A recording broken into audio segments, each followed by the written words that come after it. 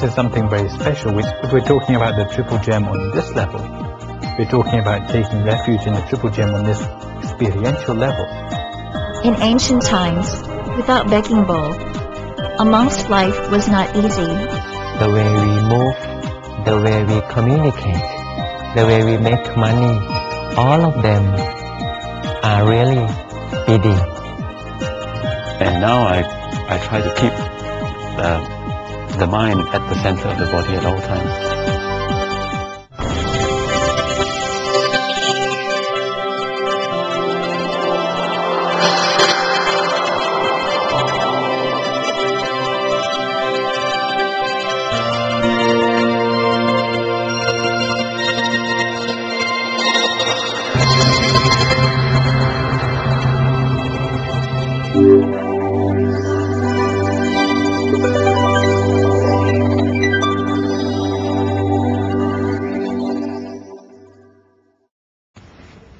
Sawadika. Welcome to another edition of Meditation for All, a fact-filled program shown every Sunday morning at 4 a.m. Thai time on DMC channel. I'm Wichuda Satolanan, your host for today. First on our program, meet Venerable Nicholas, who will talk on his last chapter of the series of Buddhist concepts, continuing from last week. He will talk on the meanings of the triple gem. What does it mean to have respect in the Buddha, Dhamma, and Sangha after we know who the Buddha was?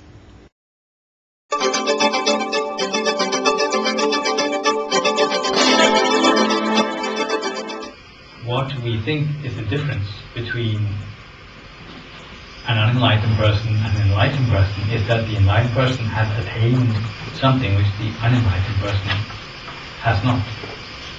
And if you want to be very distinct about that, you can say that it is the body of enlightenment inside oneself.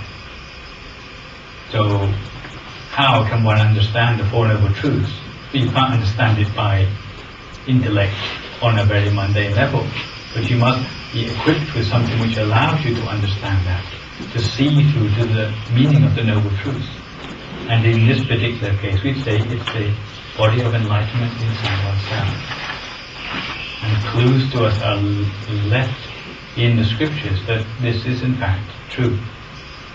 For example, the Lord Buddha had a conversation with one of his disciples who was very enamored by his physical appearance, because the Lord Buddha himself was very beautiful to the eye. He had perfectly proportioned body according to what we call the 32 signs of the great man.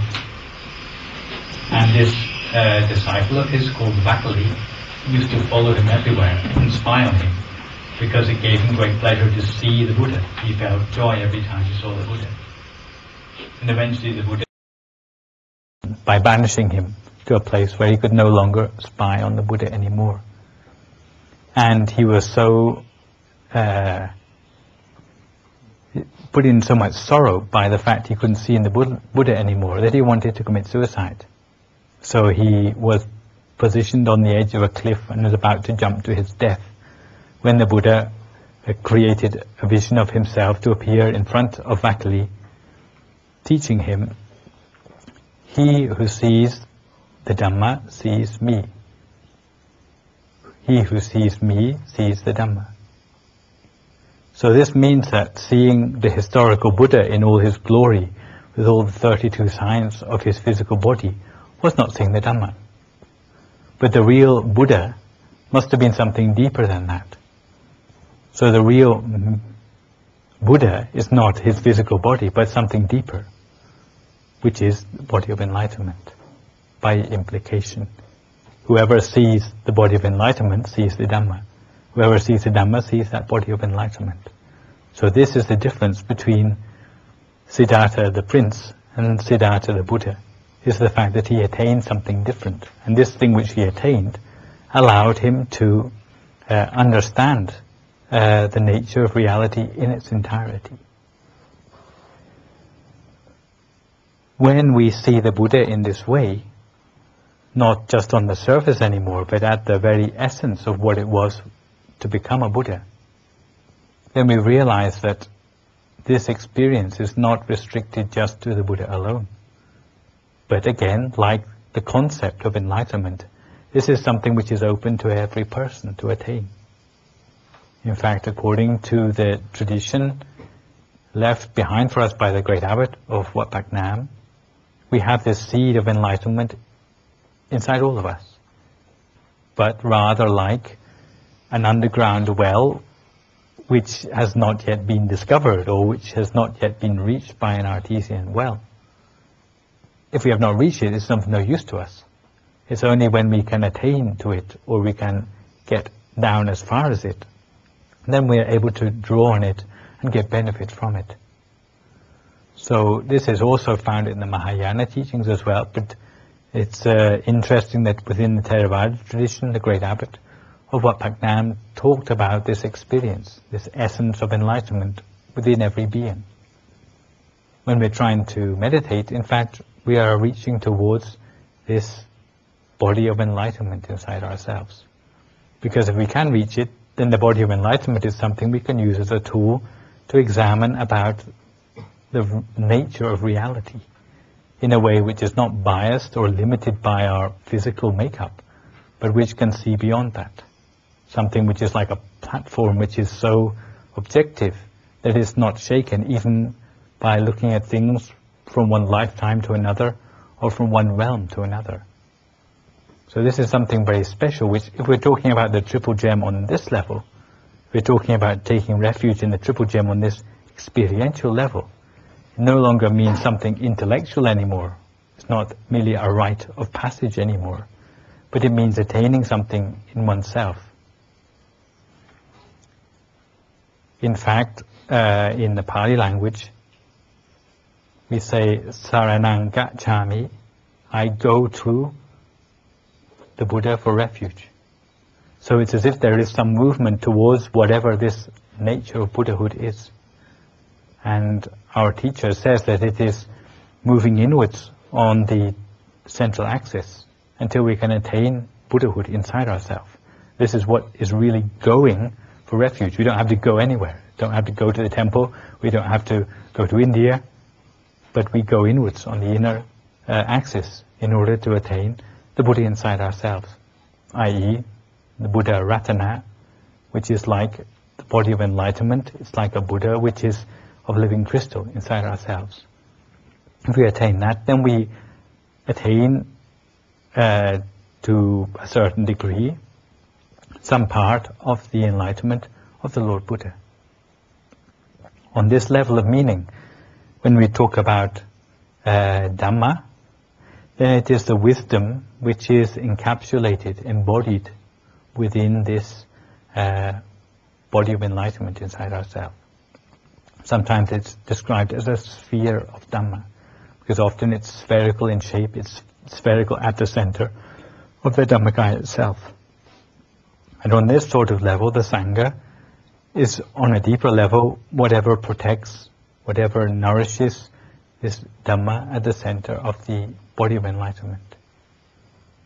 So this third way of describing the triple gem, or what we are taking refuge in as the triple gem, is in fact something which is really relevant to us. It's very timeless, and it's something which is available to all, not just to monks who have to become ordained to become a member of the Sangha, even girls, even novices, even lay people have the chance to become unified or take refuge in the triple gem directly by their personal experience on this level of definition.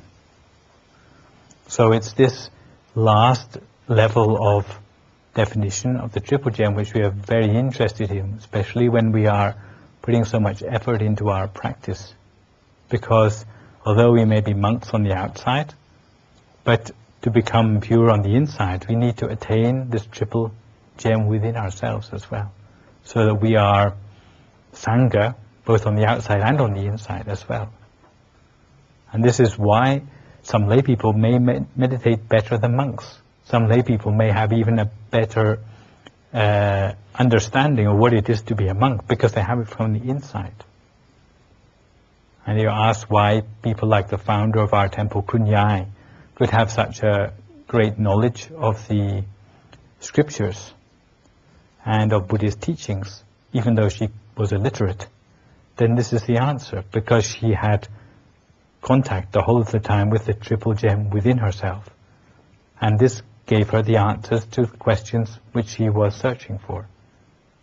Because it was like she had a permanent, hardwired connection with the triple gem inside herself. The same body of knowledge which also the Buddha drew upon to teach his disciples and to found this religion of ours. So, often in Buddhism, people are hampered by what they see as a contradiction of the proverb, be a refuge unto yourself, and take refuge in the triple gem. Because on the first two levels of meaning, instead of taking refuge in yourself, you're taking refuge in something outside yourself. This Buddha image, this pagoda, this Bodhi tree, or a personage who passed away 2,500 years ago. In such a sense, this would be like a contradiction. But if we understand the triple gem on the deeper level of experience, suddenly realize that because the triple gem is part of us, it's the deepest part of us, then this is really what we are going to for refuge. We're taking refuge in ourselves. But in the deepest part of ourselves, which is no longer Nicholas, it's no longer Neil, it's no longer David anymore, but it is something which at the core is the same in everybody, which is the nature of enlightenment itself, which is so pure and free of defilements that it can't be owned by anyone anymore. True self, in effect, but we find it's not self at all. But this is why taking refuge in oneself and taking refuge in the triple gem is not a contradiction. In fact, it's the same thing, but it's two ways of describing the same thing.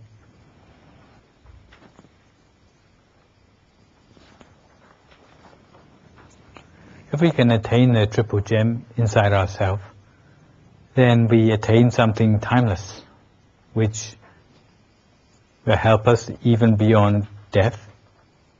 And within our own tradition, it's especially significant because once people start to attain the triple gem inside themselves, it's like there's a knock-on effect. Especially as more and more people attain Dhammakaya, then it becomes easier for others to attain Dhammakaya as well. It's like we're reversing the trend of deterioration, which I mentioned ever since lesson 2, in the downturn of the quality of life, which is mentioned in the Aganya Sutta. This is the real key to reversing the effects. Once this starts to happen, especially as a certain critical mass of people is attained, who can attain Dhammakaya, then the climate will start to change in a better way. Pollution will be less. People will forget what they were fighting about when they're having wars with one another, because they will look beyond that to see fellowship in the world. They won't see themselves as separate from other people. They won't have the reason to fight just because someone has drawn a border between their country and the next one. Because they see that inside everyone is all the same. This is really the reason why our abbot likes to teach Dhammakaya. If you ask what's in it for him to teach Dhammakaya to other people in the world, he doesn't do it just to get more disciples or more followers. Why should he bother to teach people who are not Buddhist about meditation? Well, the reason is that he hopes that if people understand more about meditation, one day they too will attain, and they will understand things for themselves. So it's not our idea to convert people to Dhammakaya or convert people to Buddhism, but simply to give as many people in the world the possibility to understand the nature of peace inside, the nature of reality which they can understand through that peace which they attain inside.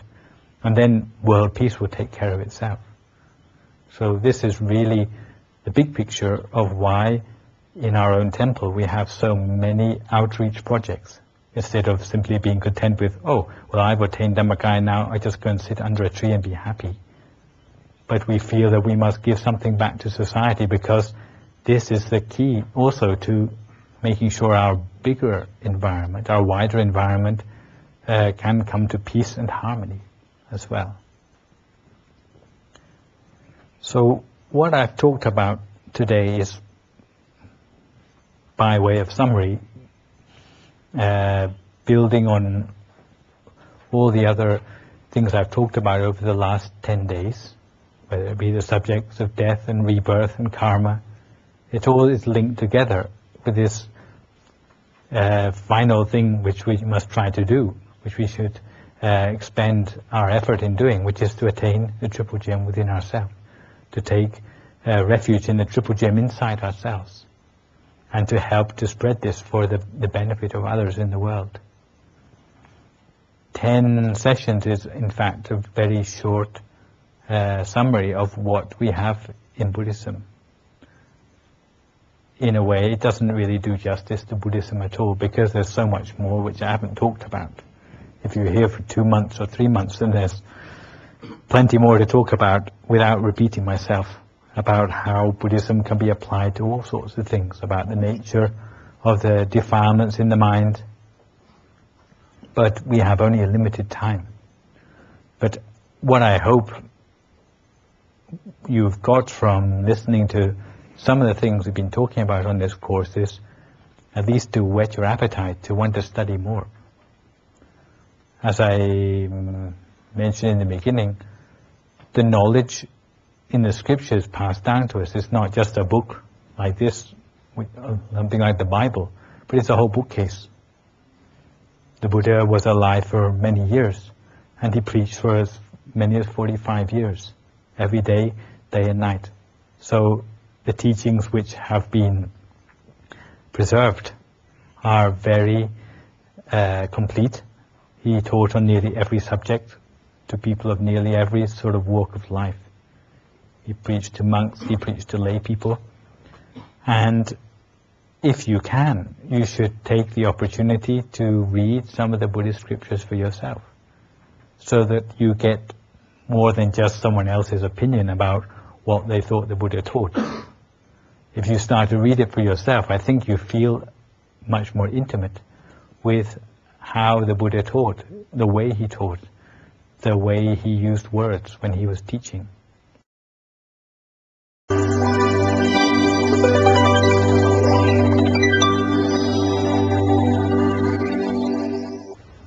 Bintabat is a Pali word, literally means the receiving of rice in an alms bowl.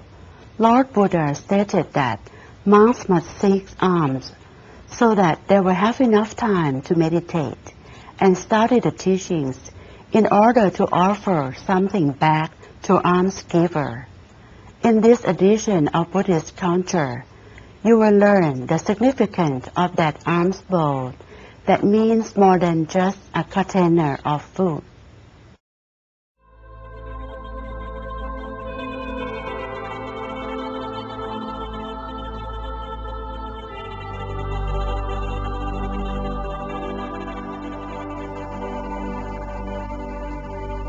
It is the gift of both, for both who gives and accepts.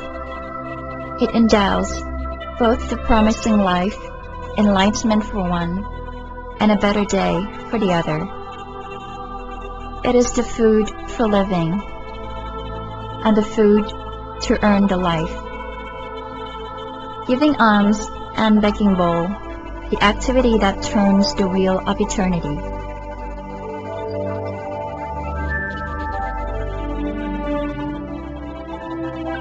Begging bowl, the gift of life.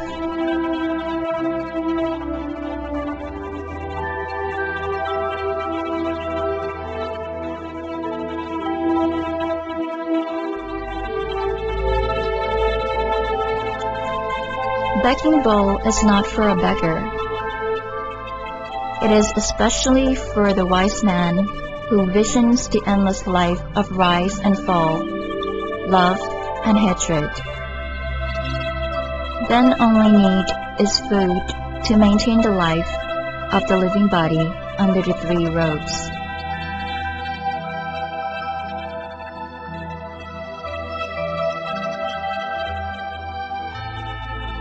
It is the symbol of the man who wants to get away of the cycle of rise and fall, gain and loss, love and hatred.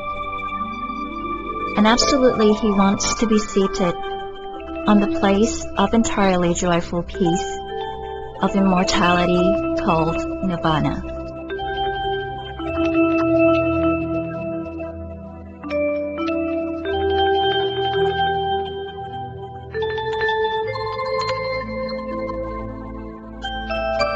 The first giving of the day, the activity aims to fulfill life's potential and make a better day. By the baking bowl, the ordinary food is turned to be the food for enlightenment. For them, their new day is brightened up by giving life to the living enlightenment.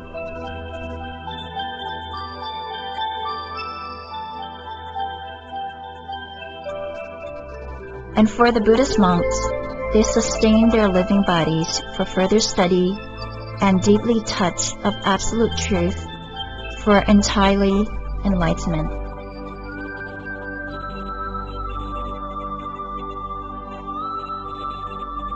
Yes, more experience of practical meditation is promising. The begging bowl makes all this possible.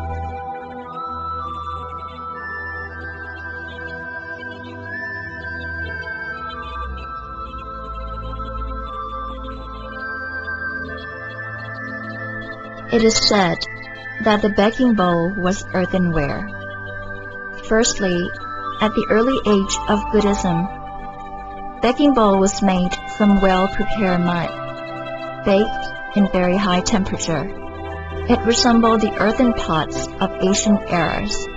It took more time, and by the very special method that the color of the bowl became darker or black, and the bowl itself was hardened beyond any ordinary pot. Some said that the baking technique may bear a resemblance to the making of charcoal in the present day.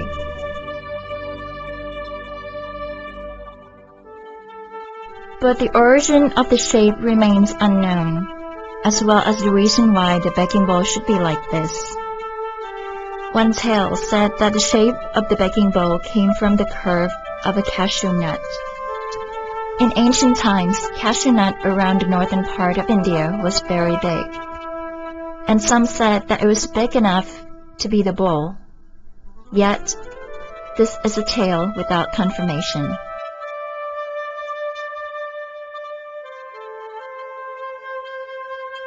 But in truth, earthenware keeps food warm and does not radiate heat out. It is safe for the monks. And when food is cool, earthenware can keep it fresh for a considerable length of time. This is good for the food. It is easy to clean, and smells do not linger on the inside. Today, baking bowl made of mud is very rare. Metal bowls are widely used. They are easier to make and to carry along, beneficial, because baking bowl is one of the Buddhist monks' few personal belongings. A monk may possess only one baking bowl. It is changeable only on the reason that the old one was damaged or lost.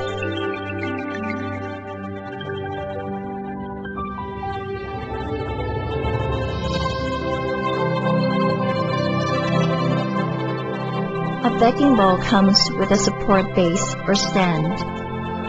The base is separate from the bowl itself and allows the bowl to be laid upright. Many monks like having their meal in the bowl. Having support base is good for them while they have their meal.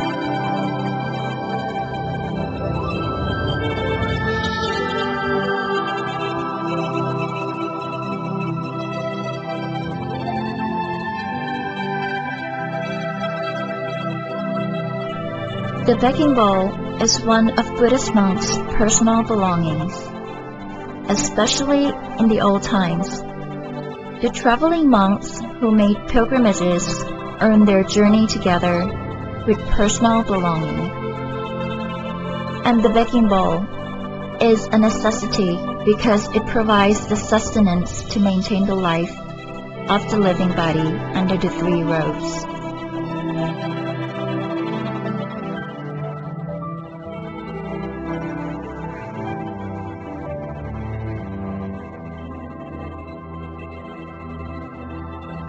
In ancient times, without begging bowl, a monk's life was not easy and maybe impossible.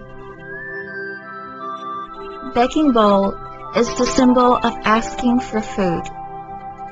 The monk will not give any word of asking, only stand quietly and peacefully for a while in front of the village household's door. And by this peaceful manner, the Buddhists or even non-Buddhists will understand.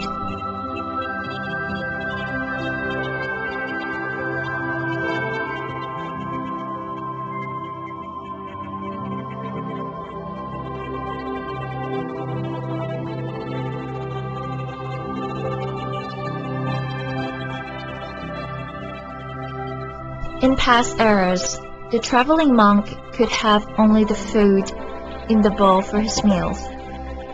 Monks only consume a morning and midday meal, and he must return to his shelter or temple to have his meals.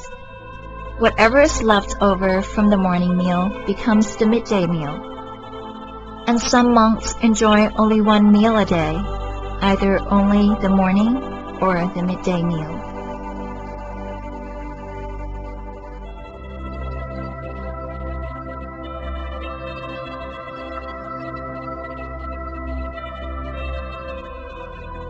The begging bowl is the symbol of contentment. It emphasizes true need. It encourages the life of living on the track of awakening, aiming for only the real enlightenment of absolute truth.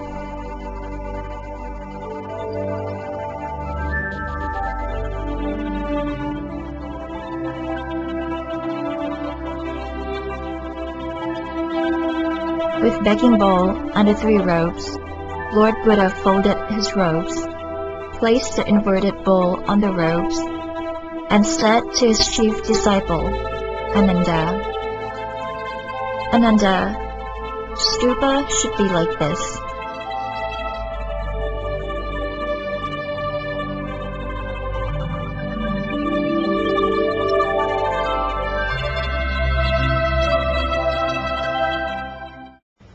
Thinking without boundaries, creativity will result. Being willing to face challenge, strength will increase. Practicing meditation, virtues will grow. Now, it's time to join Venerable Somsak Piyasilo in a meditation practice.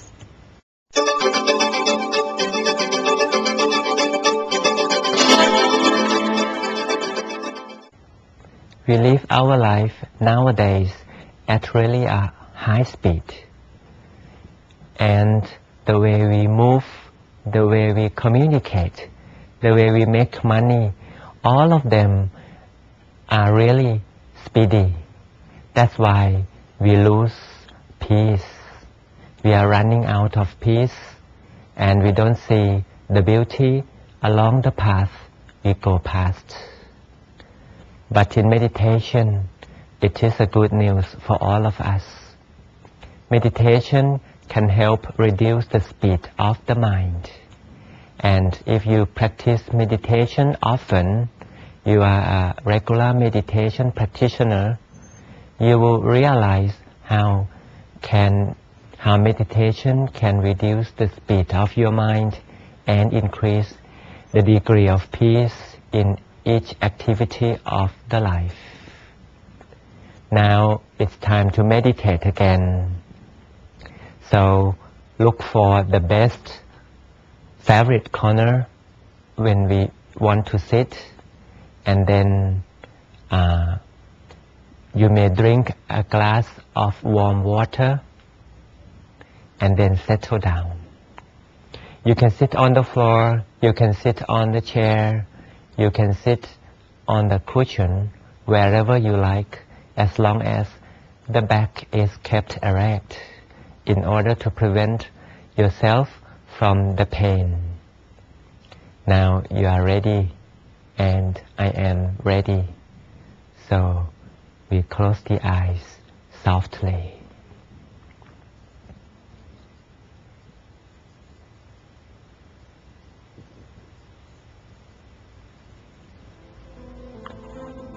Close the eyes so softly. There is no reason to force the eyelids so tight. We just allow them to touch one another softly.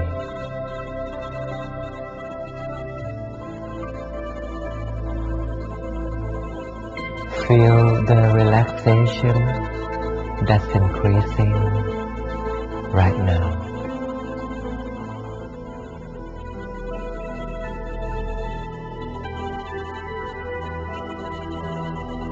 We can take a good deep breath in order to relax and release all the tensions. Breathing, when it's deep, it helps relax and release at the same time.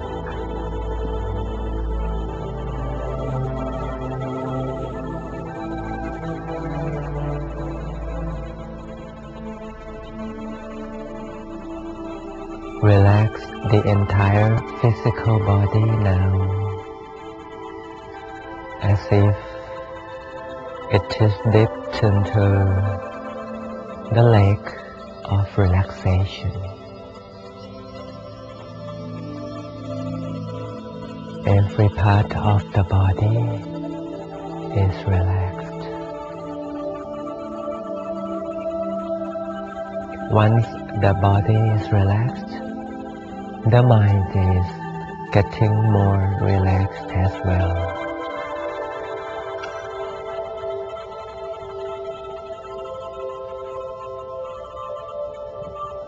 And the mind is now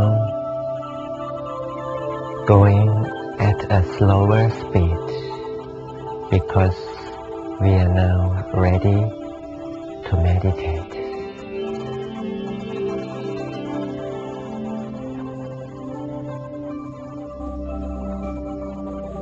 When we take a deep breath deeper into the body, now let's do it. The passage of the in-breath doesn't end at the lungs. It goes deeper down into the stomach. Now try again, another time.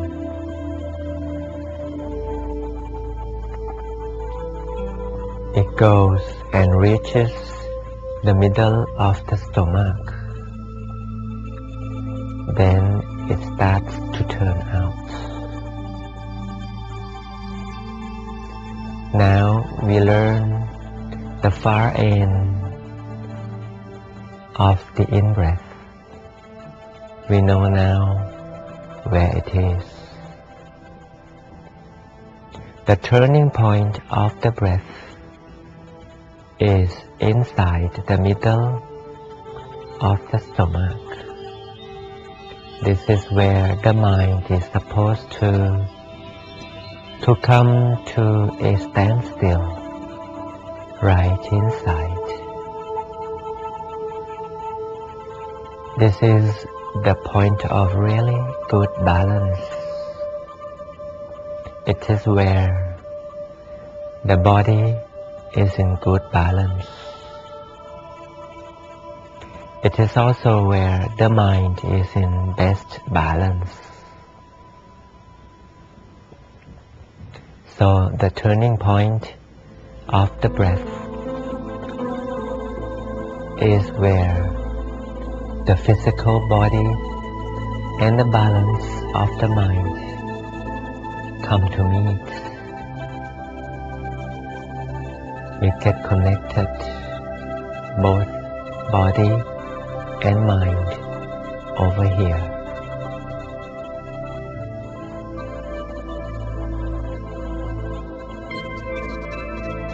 So allow the mind to come in and stay inside at the turning point here.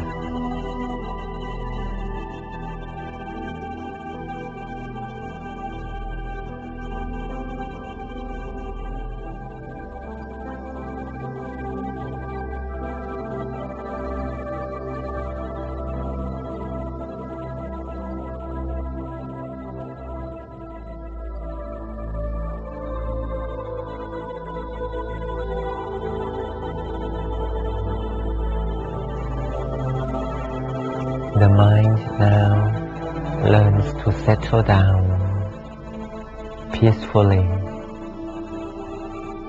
at the turning point.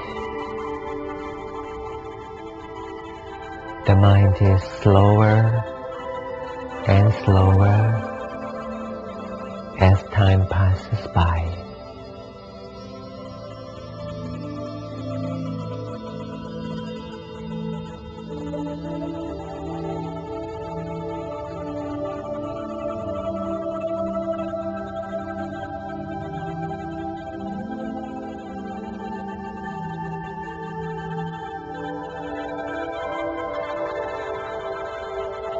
When the mind starts to stop, peace starts to grow.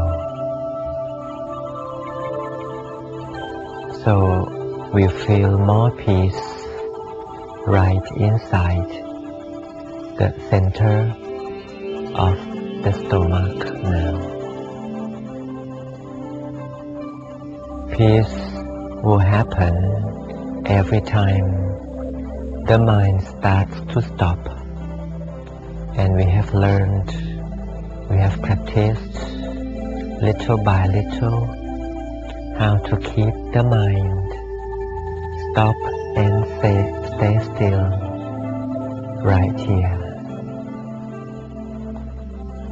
Learn slowly to keep the mind still inside together.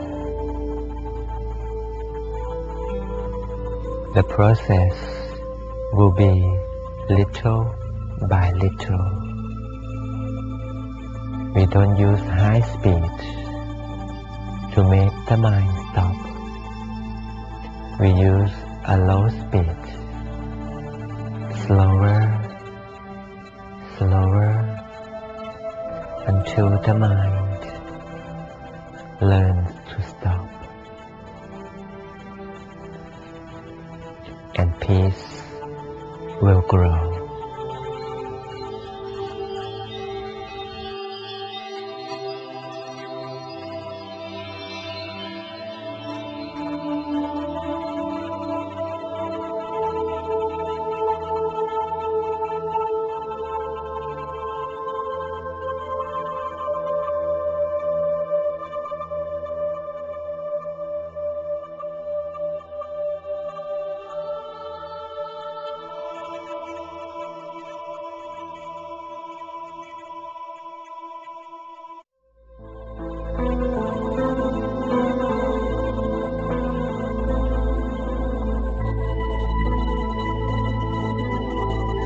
In the area of the center of the body, at the turning point here, is the kingdom of peace. And Lord Buddha specifies the shape of the mind at the kingdom of peace here, that it is of a sphere. So the mind is still in the kingdom of peace, in a sphere environment. There exists a sphere form of the mind right inside the stomach. We take a deep breath again to reconfirm the existence of peace in the form of the sphere. The original state of the mind is bright, as taught by Lord Buddha. So the sphere inside is shining bright. Just be there and experience the feeling of brightness in a sphere form gradually.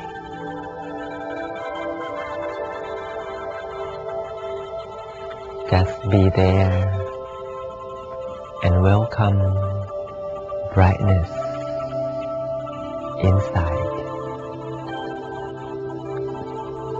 It's like the moon shining bright in the mind.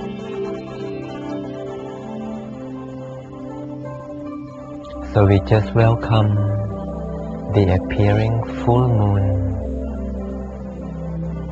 inside our mind together.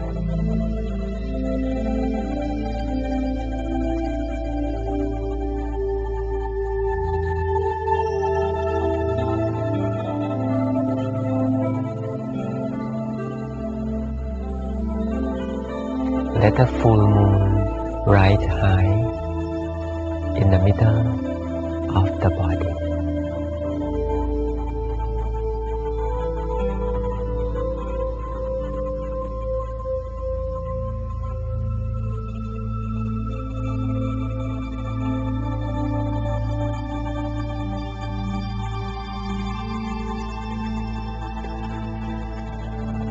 Now speed of the mind is becoming zero.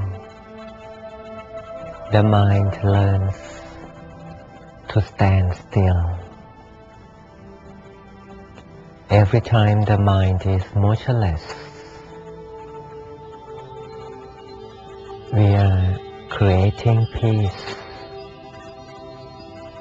We can generate peace by having the mind motionless.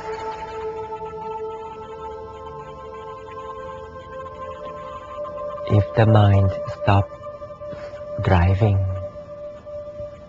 it's like we park the mind right inside the center of the body. Each time we park the mind, peace arises and the moon is riding high. If we park the mind, the moon rides high. So now enjoy the riding moon shining aglow in the center of the body for a while.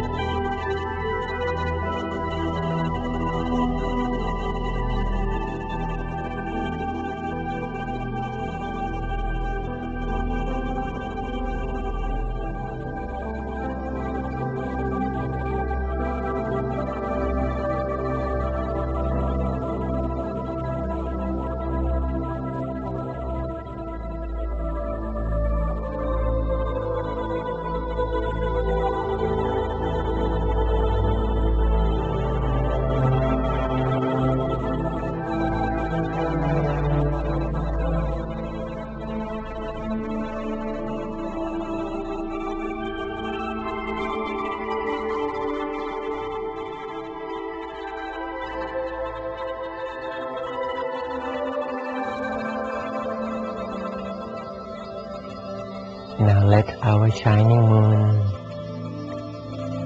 share its light to everyone. When we have peace from being motionless, but others are still speedy, they don't have peace like we are having now, we can share the feeling of peace from our motionlessness to them. The silvery light of the moon is spreading to all sides. 360 degrees, we expand the mass volume of brightness of our inner moon.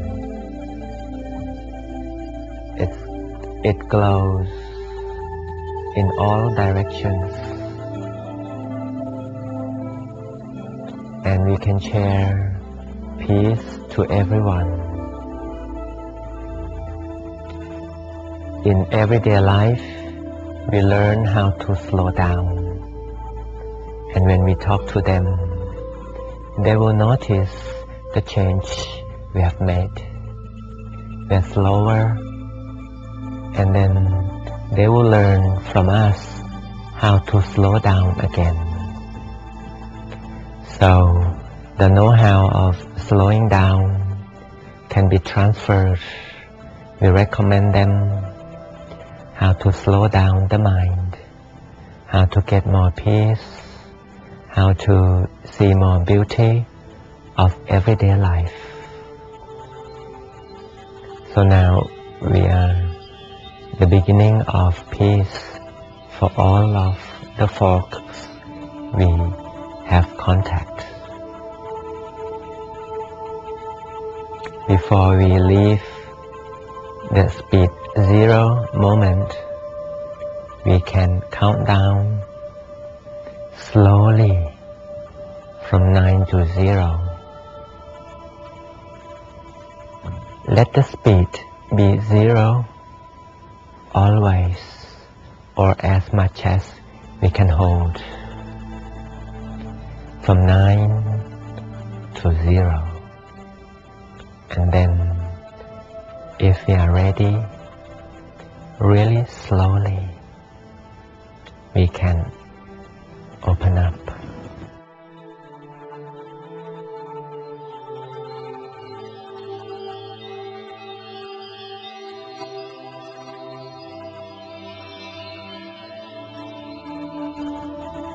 Take a good deep breath again to confirm the existence of the turning point, the point where the speed of the mind is always 0.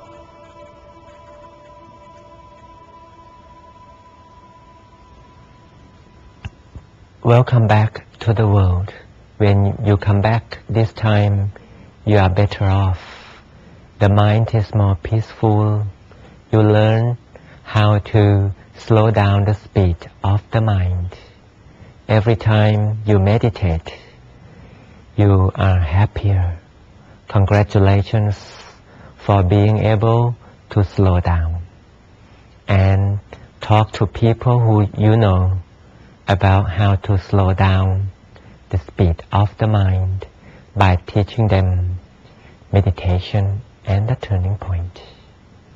Have a good time, have the best time with the mind that is slower until we meet again next time. สวัสดี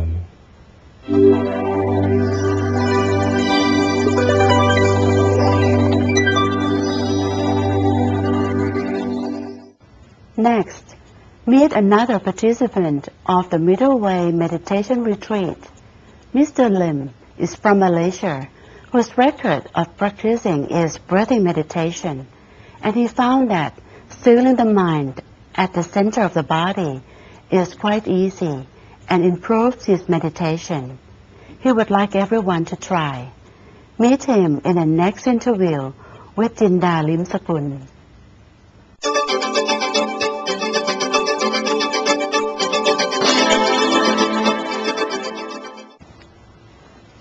Swadikap, I'm Jinda Linskun. I'm at Suan Phet Keo, Chiang Mai, and now I'm with one of participants in the 6th Middle Way Meditation Retreat.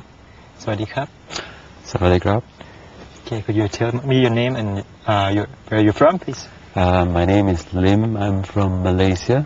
Okay, and how do you know about this program? I learned about this program from the internet, from the website, and that's how I came to know that this place is. Have you ever learned about meditation before? Yes, I learned through.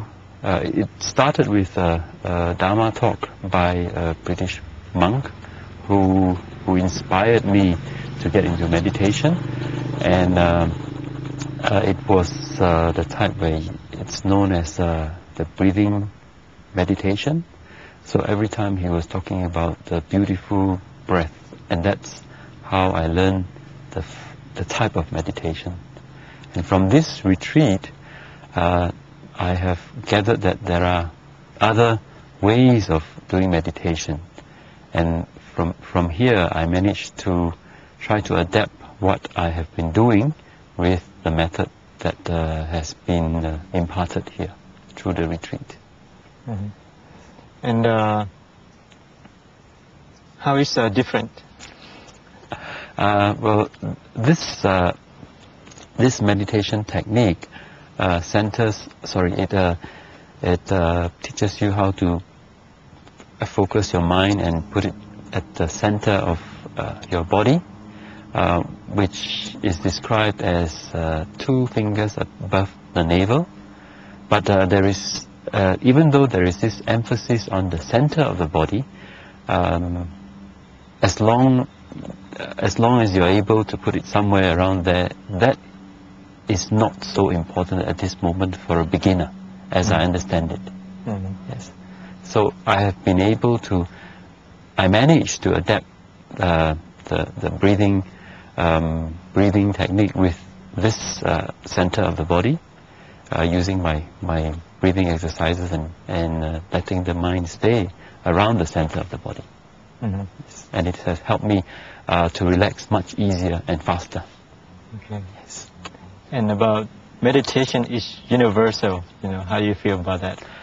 Yeah, I agree with that, because this meditation it transcends races, religion, age.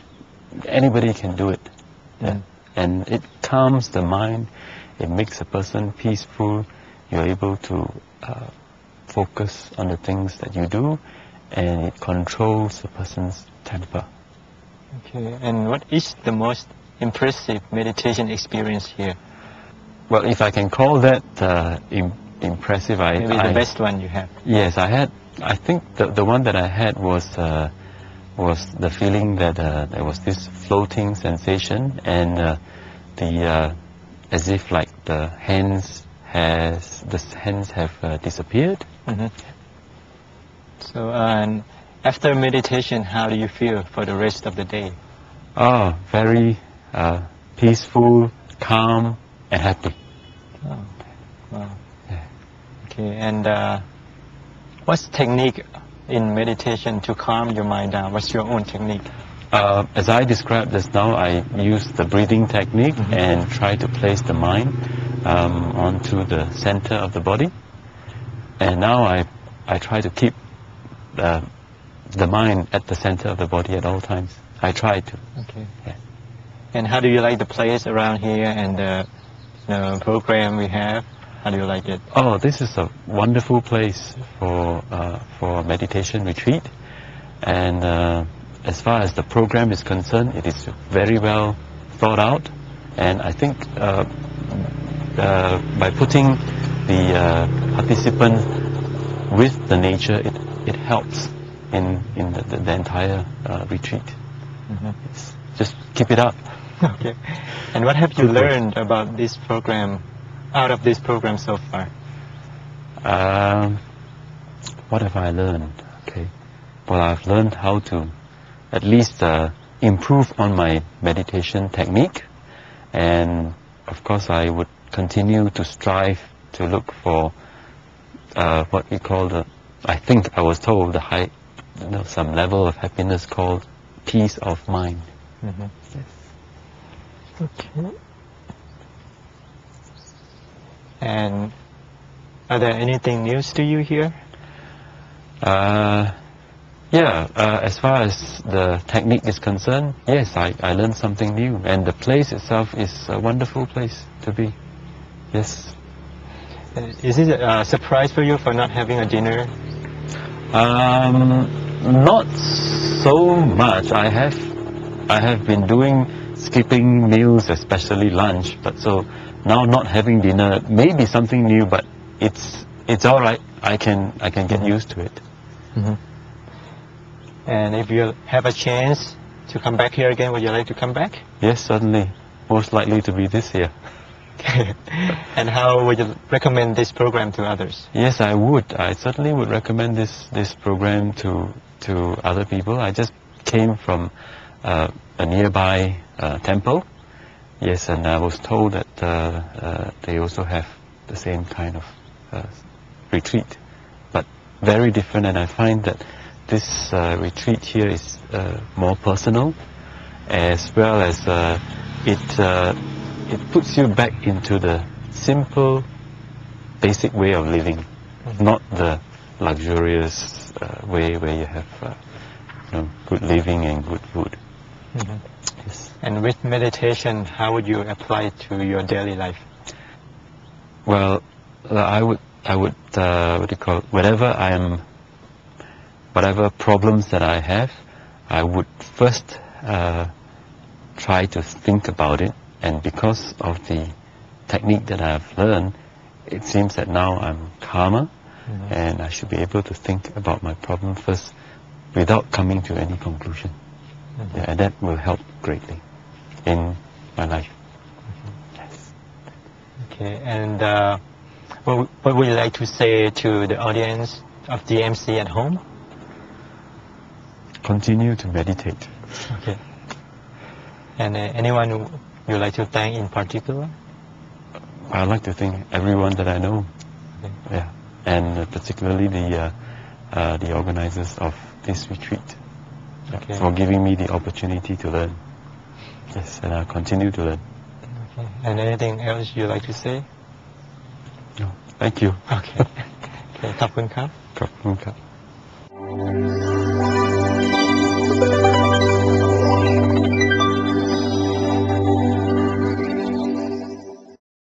Now it's time to say goodbye.